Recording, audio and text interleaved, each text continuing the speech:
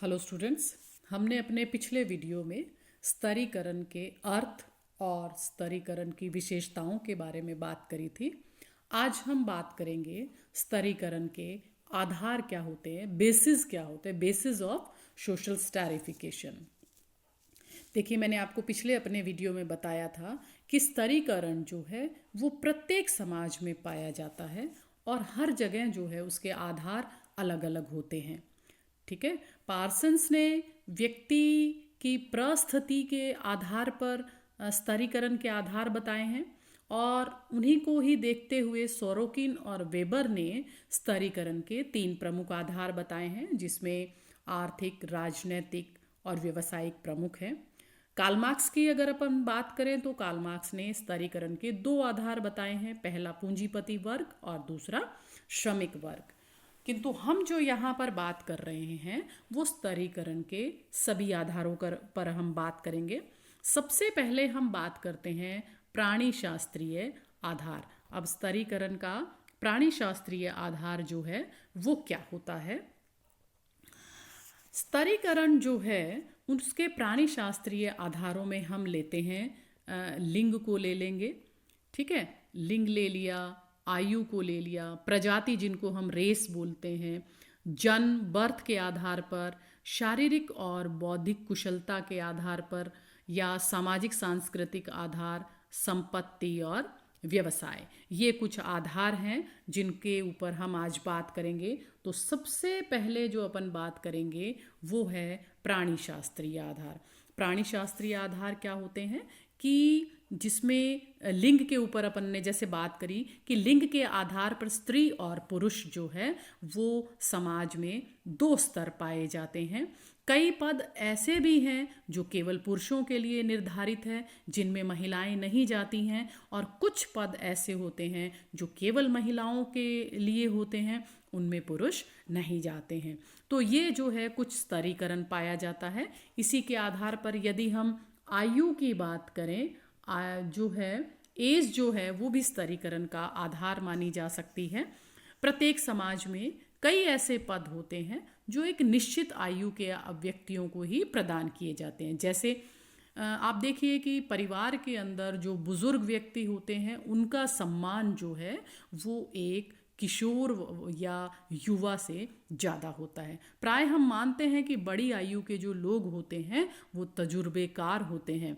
भारतीय यदि परिवारों की हम बात करें तो यहाँ पर पंचायत में जो मुखिया का जो पद होता है वो वयोवृद्ध आदमी को ही माना जाता है, और ये माना भी जाता है कि आयु और अनुभव का घनिष्ठ संबंध होता है। इसी के साथ साथ हम बात करते हैं प्रजाति के ऊपर। जो प्रजाति है या रेस जिनको हम बोलते हैं, ये भी स्तरीकरण का आधार इसमें देखा जा सकता है।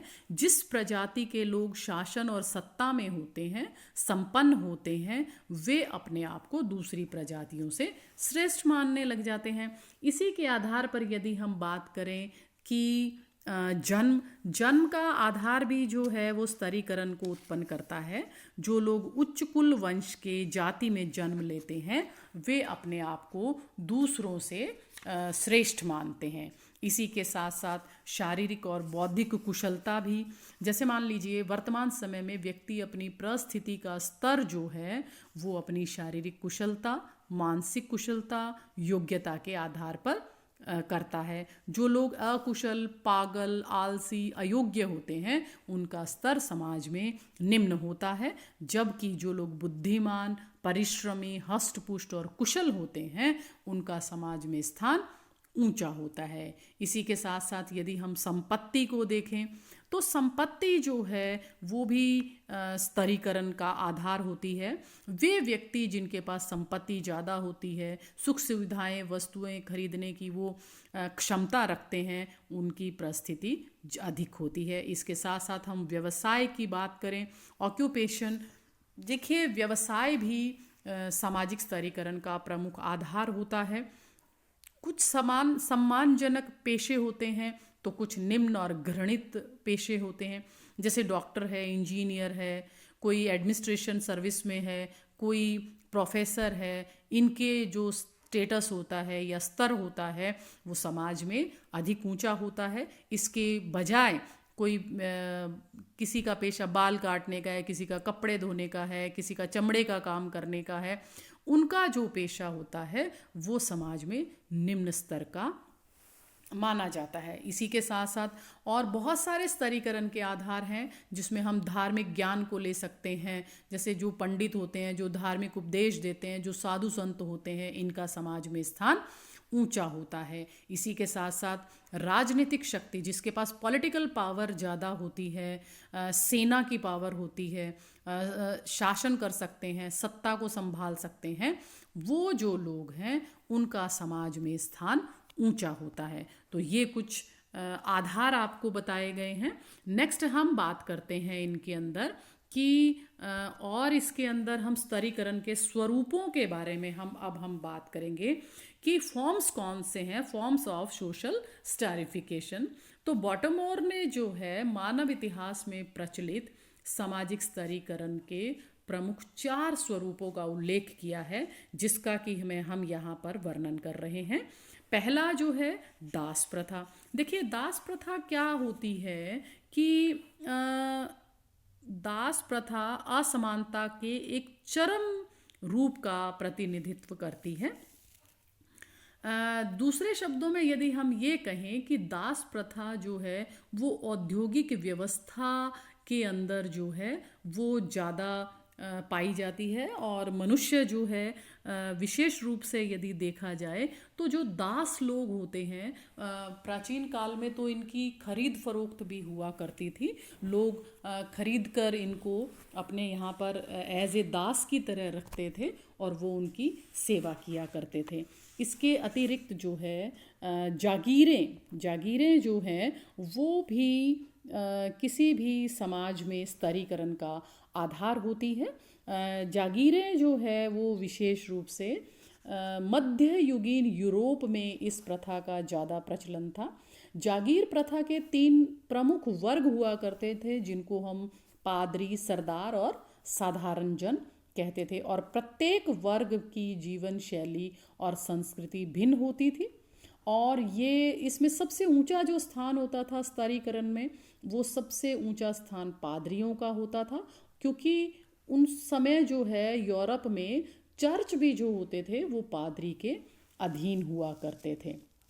इसी तरीके से उसके बाद का जो स्थान हुआ करता था वो सरदार, और तीसरे स्थान पर जो है वो साधारण जनता हुआ करती थी। भारत में भी यदि हम देखें तो मौर्य काल, गुप्त काल, मुगल काल, इनके अंदर जो है जागीर प्रथा का स्वरूप अधिक हमें देखने को मिलता है। अब हम बात करते हैं कि बंद स्तरीकरण क्या होता है। देखिए ये स्तरीकरण का एक ऐसा स्वरूप होता है जिसके अंदर जो है आप एक बार आ जाते हैं तो उसके अंदर दोबारा नहीं जा सकते। तो बंद स्तरीकरण का सबसे अच्छा उदाहरण यदि हम देखें हमारी भारतीय सामाजिक संस्कृति में, तो कास्ट सिस्टम जो है वो सबसे अच्छा उदाहरण है। और मजूमदार और मदान ने तो इसको परिभाषित करते हुए कहा भी है जाति को कि जाति एक बंद वर्ग है। ठीक है। कूले की यदि हम परिभाषित करें तो कूले इसमें कहते हैं कि जब एक वर्ग पूर्ण रूप से आनुवंशिकता पर आधारित होता है तो उसे हम जाति कहते हैं। तो मतलब जाति को हम बंद स्तरीकरण के अंदर ले सकते हैं, क्योंकि इसके अंदर यदि आप एक बार पैदा हो जाते हैं जिस भी जाति में, आजीवन आप उसी जाति के सदस्य रहते हैं। व्यक्ति अपनी जाति बदल नहीं सकता है। व्यक्ति को अपनी जीवन साथी का चुनाव जो है वो भी उसी जाति के अंदर करना पड़ता है। और अब हम जो है लास्ट जो स्तरीकरण का स्वरूप है उसमें हम बात करेंगे कि खुला स्तरीकरण क्या होता है, या जिसको हम ओपन स्टैरिफिकेशन कहते हैं। खुला स्तरीकरण का सबसे अच्छा जो उदाहरण है वो है सामाजिक वर्ग। अब जैसे मैंने पिछला बताया है अभी, बंद स्तरीकरण मतलब जाति, और खुला स्तरीकरण क्लास, सोशल क्लास। ठीक है। जन्म के अतिरिक्त किसी भी आधार पर समाज के समूहों का यदि हम निर्माण करते हैं तो वो वर्ग कहलाता है। ठीक है। वर्ग क्या होता है इसमें उतार चढ़ाव भी होता है, सभी वर्ग समान नहीं होते, सभी वर्गों की परिस्थिति समान नहीं होती, किंतु इनमें उच्चता और निम्नता का क्रम पाया जाता है। ये एक मुक्त व्यवस्था होती है और वर्ग के अंदर जन्म का महत्व नहीं होता। जैसा हमने जाति में कहा जन्म का महत्व होता है, वर्ग में जन्म का महत्व नहीं होता। तो यदि हम ओपन स्टैरिफिकेशन की बात करते हैं तो उसके अंदर जो है हमारा क्लास सिस्टम आता है। तो ये हमने जो बात करी है वो सामाजिक स्तरीकरण के स्वरूपों की करी है। तो ये स्तरीकरण के स्वरूप हैं। आशा करती हूँ आपको समझ में आए होंगे। Thank you.